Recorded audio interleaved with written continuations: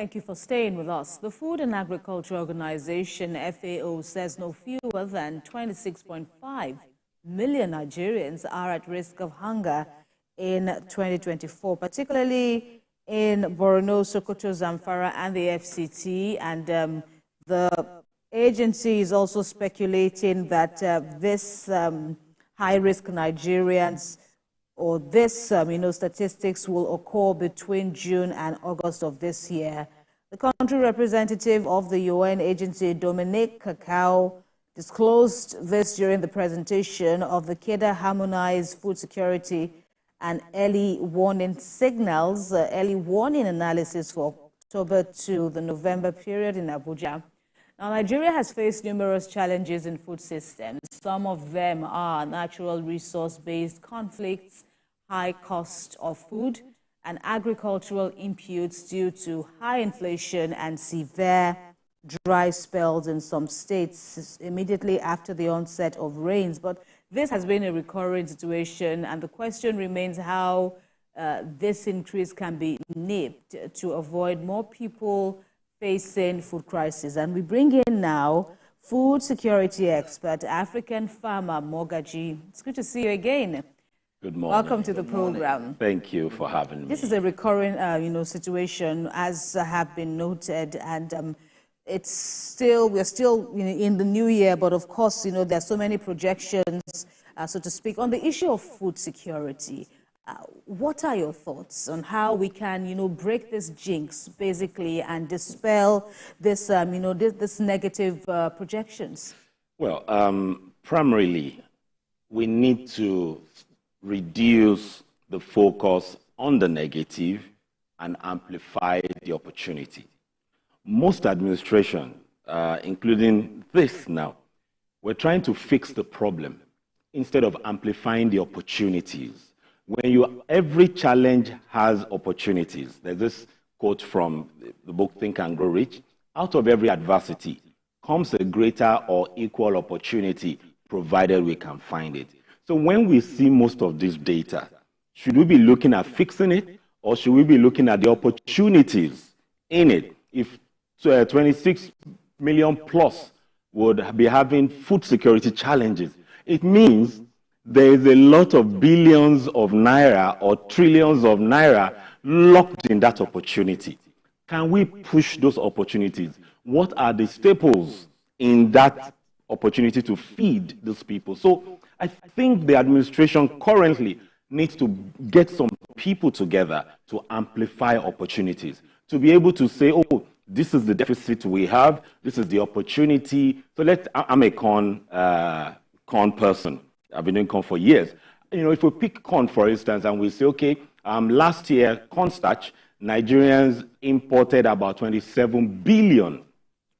The year before, 27 billion. And last year, it dropped, to 15 billion.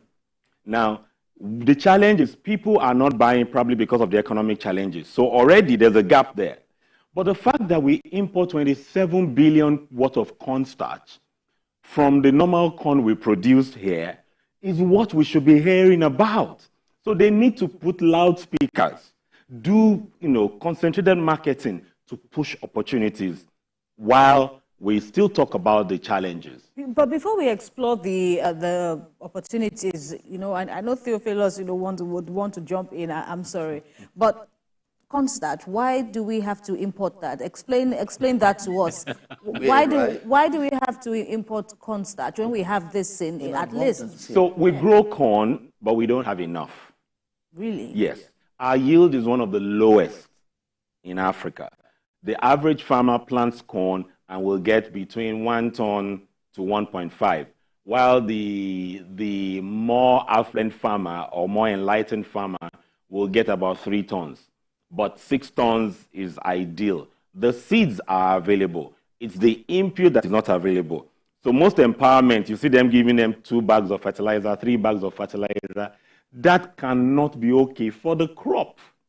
So bottom line is, and we've not, when the president said Agbado, cassava, gari, and everybody made DJs, began to make music about it, many of us did not pay attention to that Agbado conversation. In most diapers, there's corn. In crayons, is corn. Yeah. Most capsules, antibiotics, is corn. Most of the things we consume, all envelopes, the glue on the envelope, is corn. We underestimate what we do with corn beyond just food. So if we pay attention to food, to corn, just corn, without the government now doing another program on corn, but government just supporting infrastructure for the private sector to leverage. Once we pick corn and cassava and we blow it up, so corn we produce, we don't produce enough. Let me say this to you as of today. We are importing corn from Ghana. Wow. We are importing corn from Ghana as I speak to you today. Some people, the average price of corn is like 540 per kilo. That's 540,000 for 10 bags. That's 20 bags of rice. And that in 2020, when government changed policy abruptly, moved from 45 to 145, and it kept increasing. So what I'm saying is that if we focus on what the president said, the corn, and pick it up, most baby cereal factories is predominantly on corn. All livestock, when you see a bag of livestock feed, it is 45% minimum, depending on how you want to feed corn. So corn is very crucial. And when you hear this data around 26 million people likely to be at food risk, you don't pay attention to the babies. In Nigeria, it is corn that the rural people use to augment breast milk and co. So when you look at this data, this 26 million is conservative. And don't forget, they said it's not the whole country. So let's begin to leverage on what we have. We can grow corn, but we can make it productive. The inputs we have, fertilizer has increased, quality fertilizer has increased in the country, but we're not amplifying the opportunities. Okay. So you talking about opportunities, yes, you've highlighted a lot of them, but the thing is the problem still remains with us. That has led the federal government last year to declare a state of emergency on food insecurity. But have you seen, or do you feel that we have done since then till now quite enough to address food insecurity? I don't think we have done enough. Considering the low-hanging fruits, we have not done enough. Considering the opportunities available, we've not done enough. What needs to happen in the country is for government to shift totally from trying to own the agri-business value chain to engaging the private sector. And when I say private sector, I'm not even talking about the institutional investors, the you and I. In the record of Nigeria, we have not had it this way that individuals are willing to support agri. I can tell you, people in diaspora many of them are setting up oil palm. They are willing now. The government just needs to say, we have these facilities available. I would say one of the reasons why we're not really embracing the opportunity is low productivity, underutilization of facilities available. We have more than enough facilities. When people shout around irrigation, irrigation, irrigation, have we maximized the irrigation we have? Chunk of the irrigation system we have in Nigeria is grossly underutilized. High level of ignorance. And what do I mean by high level of ignorance? I would say this. Experts who have exposure, but they don't have experience. What do I mean? They attend seminars. They've done various projects outside the country, but they don't have local intelligence. This is what is happening in Nasarawa. This is what happens here. This is how to manage the people. We have programs that do not factor in the people, but the politicians always factor in the people before the programs. So we need to, put things forward that is grassroots, focused, and we'll be able to balance this out. But we have almost everything we need. Money is not our problem. Yes, some of us still advocate that we need to increase the allocation to agriculture, especially to the institutions. However, there is money in the country. There are developmental funds in the country. I know of 2 banks warehousing close to 12 billion for intervention funds for youths. But the system that the youths need to access the money, they don't have. You know, so many people who are advising governments don't know these funds are locked down for 5 years, 6 years. So we just need, you know, to have the right people engaging and saying the right things. Yes, we have insecurity. But that is not why we are not food secure. Oh, okay. All right. Let me, you know, ponder all you have said and ask this immediate question, and then I'll take you up on, you know, what you've said so far. So this 26.5 million Nigerians at risk, as you rightly said, they are, you know, in a particular section of the country. So what are your thoughts on how help can get to them, of how they can be food secure, and, you know, how this figure could also impact on the rest of the country? First thing first, when we have the conversations that where food is expensive in Nigeria, it's a fact, but not the truth. What do I mean? Distribution is the challenge in the country. Currently, Maiduguri to Lagos is 4 million naira for a 30-ton, the one that carry cows. 4 million. Gombe is about 2.53 million to Lagos. Enugu to Lagos is about 1.5 million. This is transportation. Transportation. So when you say your eggs are increasing and the maize is coming from Borno or Adamawa, and 4 million is logistics. And when you look at it, that 70% of poultry, namely broiler, layers, is in the southwest. So first thing, we need to rejig the narratives, the data we are working with. Southwest can grow maize, in fact, more than any part of the country. Can we do it all year? We do more maize all year round in Southwest. We can even grow during the rainy season, get dryers. These things are not rocket science. They used to happen in the 70s. I witnessed them. Almost all the Ogun River Basin, the river basins, had drying components where farmers will grow and they will dry, and so they will use it to make livestock feed. So if we revisit what used to work, we just need to get the people who understand the history and know how to adapt it to modern challenges. So when we reduce distribution by refocusing that livestock in Southwest, then let's get Southwest to produce. Imagine if you cut 3 million or 3.5 million of that logistics, then eggs will be cheaper. So logistics is really what we need to pay attention to.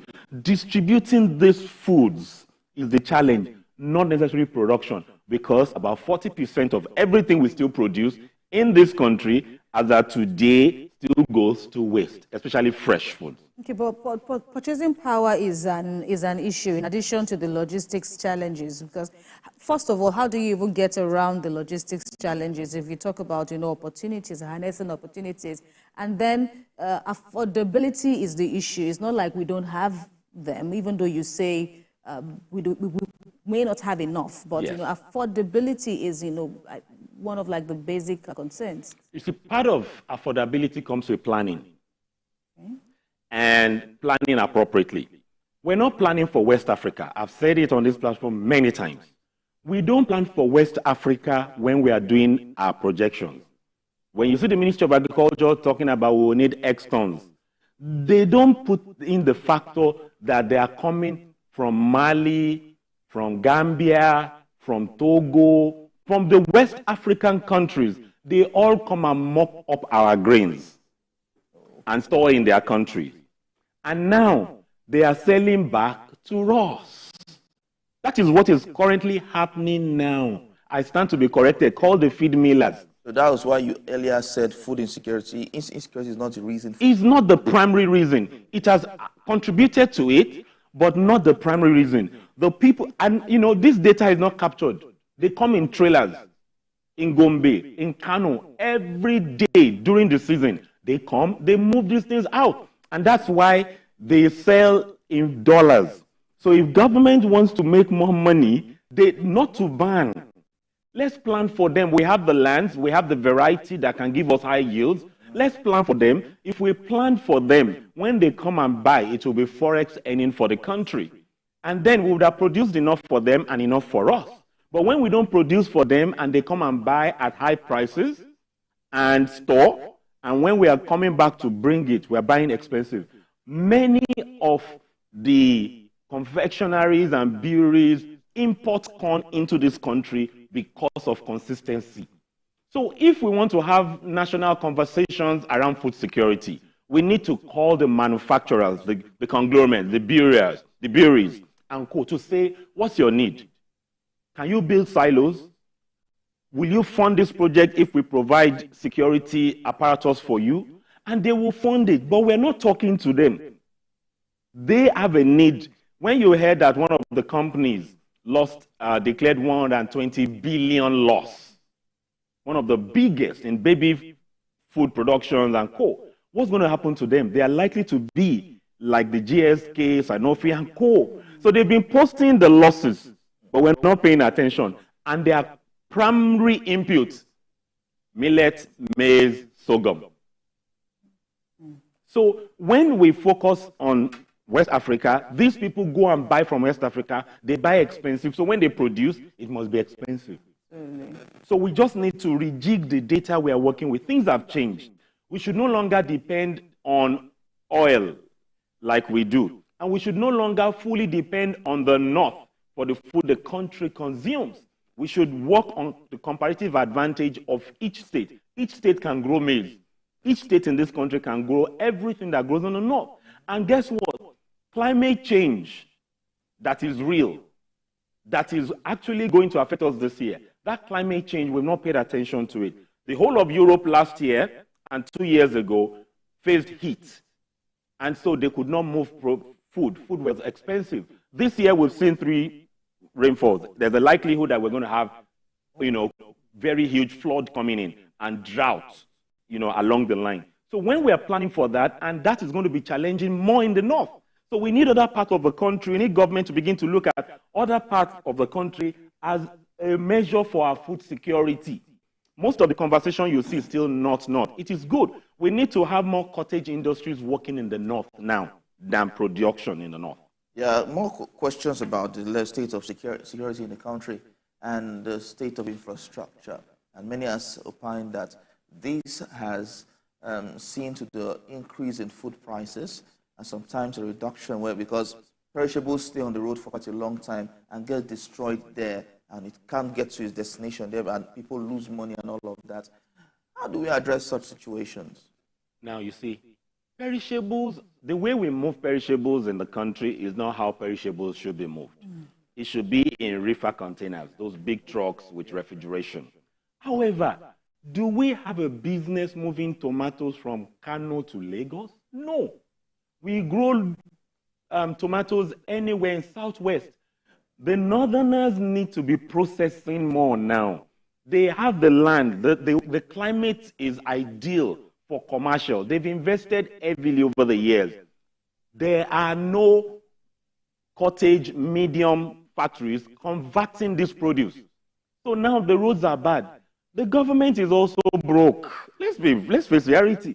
The government is trying to get more money. And so before they can fix this, it will take a long time. So can we now raise processors in the North? Encourage people in the South. So people will say, oh, the tomatoes don't do well. No, carrots don't do. Everything does well anywhere in the country. There are new varieties now that you can plant during the rainy season. In fact, in the North, tomato production reduces in the rainy season. Here in the South now, there are varieties. So there's nothing, we are applying old syllabus to modern day food security challenges. But I can say this to you. I always said, in 6 months of laser focus, Nigeria will take care at least 30 to 50% of its food security challenges if they create platforms for private sector to come in, to leverage on government infrastructures, the dams available, the reservoirs available, the lands available. There are many cleared lands that, the economic challenges have made people stop operating. We need to bring them in. That is very crucial. Are these the low-hanging fruits you spoke about? Yeah, these are part of the low-hanging fruits. Now, things like, okay, the people producing like the tomatoes and co, they can begin to produce tiger nuts. It's high export earning, tiger nuts. There are many things that Nigeria needs to begin to bring from other countries now to grow here because there's a higher demand outside for forex. So all these things grow. We grow Benin seed, which is reedy. You know, the oil, that's what you see it on burger. Those nuts on burger, those small tiny nuts. We have them here. We grow it in Kano, in Benue. It can grow in any state of the nation.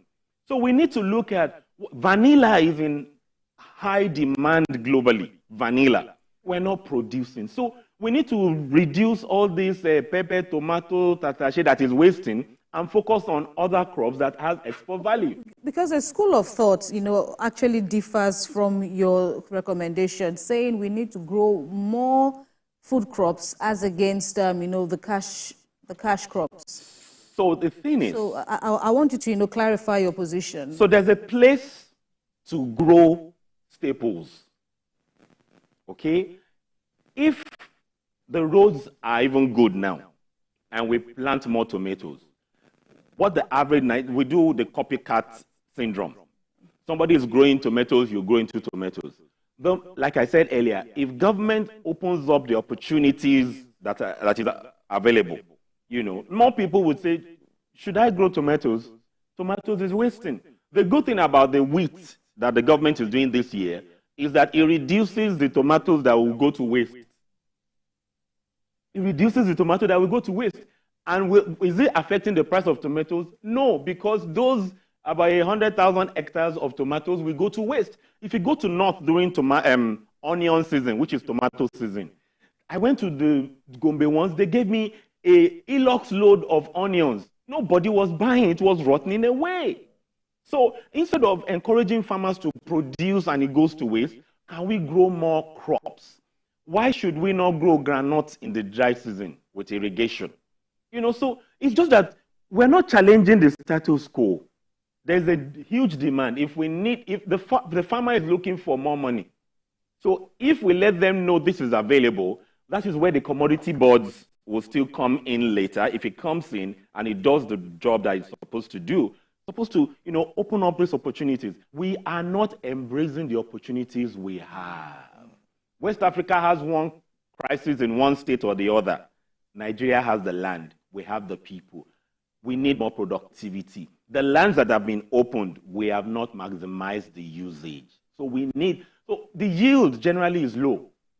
So we need government to support the seed companies, not to give farmers seeds. When they support the seed companies and they can get equipment that is long-term, they will produce more. And, you know, when we're talking about staples, when we say, oh, let's grow, let's say, corn or cassava now, we do not have the cassava seeds, the stems to plant for export. We don't have enough. So the seed value chain is where the government needs to pay attention to. Fund those people. Because when you open up the opportunity and there's no seed, we use dollar to bring it in again. So do we have storage facilities? We don't have enough. We don't have enough. Not that we don't have. Not that we have. Yes. But not enough for our people. We have not enough for our people. I understand those silos were concessioned out. Okay. I don't know the status of today, but about 2 years ago, the people who even paid for it, they had not released it to them. Yeah. And even at that, you know, the way it went, national food storage is national security. Insecurity of gunmen is not real insecurity. Food insecurity. We saw what happened when there was a challenge and people were looting warehouses. Real insecurity is food insecurity. So government needs to go and develop their reserves and have reserves in control of government, not private sector. But they also need to encourage private sector to own silos. When I was in a training in Iowa, you find many cooperatives. Cooperatives owned many silos. They built it around farm, like the river basins. They built it around them. What did they do? So when you harvest, you sell to them. They warehouse for you, and they keep it for a small amount of money. And when you want it back, they sell to you or they sell out. So private sector needs to engage in this, but importing those silos is a lot of money in terms of tariffs on it. Government needs to remove tariffs on a lot of agricultural inputs that we don't produce in the country, because we don't produce almost anything, any inputs. Once they remove the tariff and people can flood it in, so you want to go to cassava farm, is not hoe and cutlass you are using again, they are small equipment you are using, we will attain that fast. Then gradually empower our research institute that have those mandates, work with them. So let's say it's a 5-year. In 3 years, we allow these things to come. They can check and remodel and scale up what we have. But currently, and this is the truth, the government may need true backdoors to import some grains for us to be food secure, temporarily, without announcing it. And would you advocate for that? I will, because the poultry industry in Nigeria is about 98% dead. So without that, many experts in my field will not advocate for that. But reality in food security is that they may open back doors, because if we plant corn today, it takes 3 months. All the dry grains is harvested in the dry season globally, and it's rain, not irrigation. Yeah. It's rain you use to produce. True. And you harvest in October where it snows, and in December where it does not snow. So you cannot plant anything now and dry it and take care of the staples. So they must bring food in, especially the grains, back door, without announcing it. Because when you announce it, it becomes crisis. When you allow some people to bring it in and not regulating it to just 5 people who are also users, that's what normally happens. You say, oh, we now give 5 companies. The 5 companies will now have an unhealthy comparative advantage over other competitors. So allow the people doing the business to bring it. Don't stifle it. But we need grains. That's the truth. I'm not afraid to tell the truth. Government needs to open the borders back door to bring these grains in, because we don't have. Before we can have, it's going to be in the dry season. We need to leave before the dry season, and that's the fact, and that's the truth. You've also spoken about, commodity boards. I know we've run out of time, and many people at the time when the president announced, the intervention of commodity boards to quell the food insecurity, it appeared to be a game changer. But then you said they've not fully come on board, and I wonder why. Yes, because where are the commodities? Okay. So, well, bottom line is, it takes a process. After a process, after some time, then they can kick it, because a lot of logistics needs to come in, a lot of planning, a lot of implementation. How will it run in Nigeria? So we need to pay attention to that. But it's going to be a game changer. But the game changer is, who are the people going to manage it, such that it will not become another Nigerian project, that the people who are to manage it will set up companies that will be running the show behind the scenes. What policies would they put in place that if you are found wanting, compromising, what happens to you? If not, it will be another, my cousins will have a company that I will bring in, and it will mess things up. All right. African Farmer Mogaji, it's always a delight, speaking with you. You make everything sound so simple, and it is simple. All right, but thanks a lot for your consistency on this subject of enhancing food security. Thank you very much for your contributions today. Thank you for having me, and I'm also an Ashoka fellow too. All right. That seems to be the buzz now. All right, well done. Thank you again, African Farmer. Thank you for having me.